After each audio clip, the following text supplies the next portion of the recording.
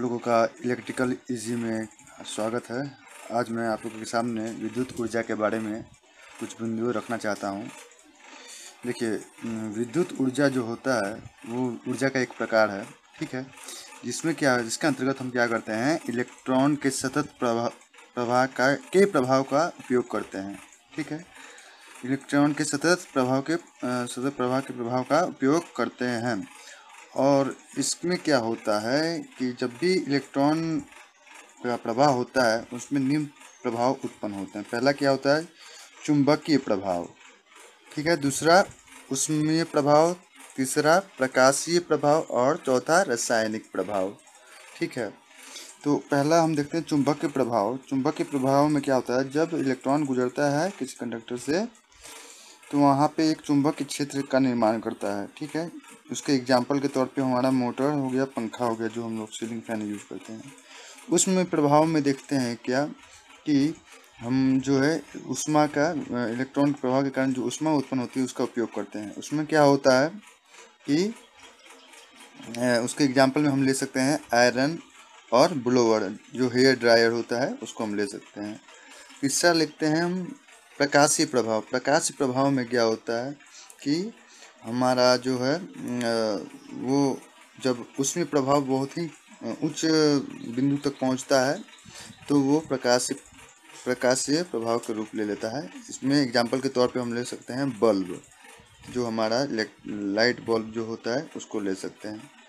फिर चौथा है रासायनिक प्रभाव। रासायनिक प्रभाव में क्या होता है कि हमारा रासायनिक प्रभाव में हम बैटरी को ले सकते हैं और इलेक्ट्रोप्लेटिंग जो होता है उसको आयरन में जंग ना पकड़े इसलिए जिंक का कोटिंग चढ़ाया जाता है, इलेक्ट्रोप्लेटिंग जिसको कहते हैं, उसका उपयोग करते हैं, ठीक है। इस प्रकार से हम देखते हैं क्या कि हमारे इलेक्ट्रॉन के सतत प्रवाह के प्रभाव से निम्न प्रभाव उत्पन्न होते हैं: चुंबकीय प्रभाव, ऊष्मीय प्रभाव, प्रकाशीय प्रभाव और रासायनिक प्रभाव। अब हम बात करते हैं विद्युत ऊर्जा के प्रकार के बारे में, ठीक है। और अब बात करते हैं तो इसमें यह जानना जरूरी है क्यों हम विद्युत ऊर्जा को ज़्यादा प्रेफर करते हैं।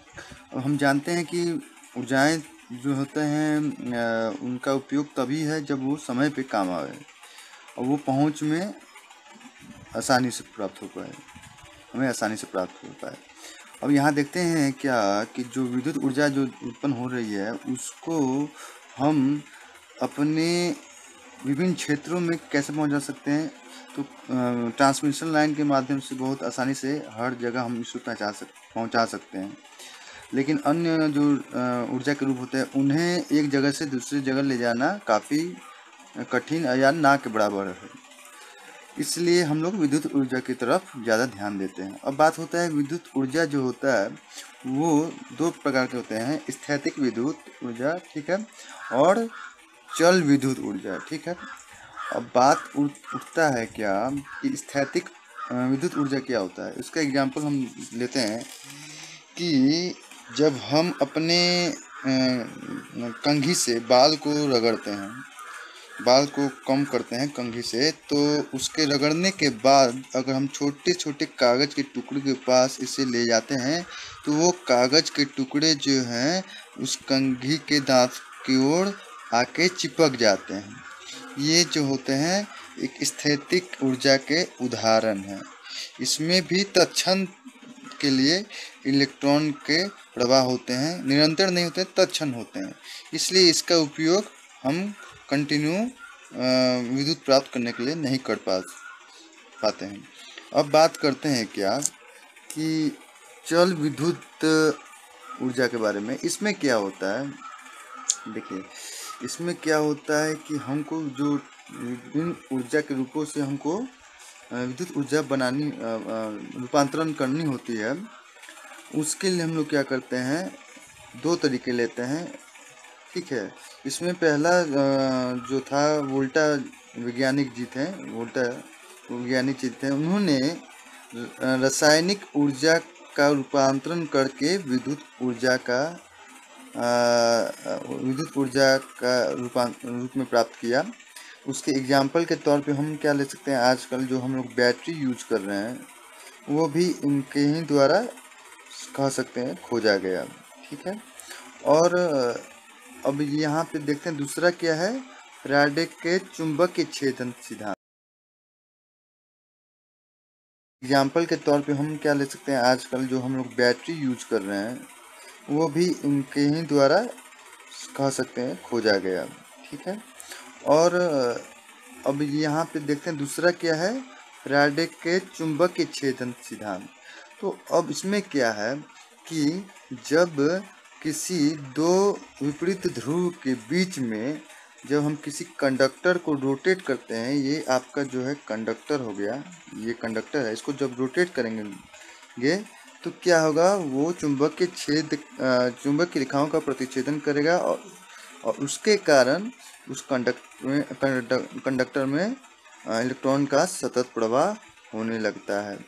ठीक है। इस प्रकार से हम वहाँ पे क्या कर रहे हैं, रोटेशनल जो गतिज ऊर्जा है उसका रूपांतरण हम कर रहे हैं विद्युत ऊर्जा में। इस प्रकार से देखते हैं क्या कि हमारा जो है चल विद्युत ऊर्जा जो होती है वही हमारे उपयोग में आती है। स्थैतिक ऊर्जा का कोई उपयोग हमारे दैनिक जीवन में नहीं है। ठीक है। और हाँ, एक और चीज़ मैं कहना चाहूँगा, यहाँ पर जो फैराडे के चुंबक के छेदन सिद्धांत हैं वो आजकल जितने भी पावर प्लांट काम कर रहे हैं इसी सिद्धांत पे काम करते हैं, इसी प्रिंसिपल को वो अपनाते हैं। इस प्रकार से हम देखते हैं क्या कि ऊर्जा के प्रभाव के बारे में और ऊर्जा के जो विद्युत ऊर्जा के प्रभाव के बारे में और उनका किस प्रकार से हमारे दैनिक जीवन में उपयोग किया जा सकता है उसके बारे में हम लोग आज बात किए हैं।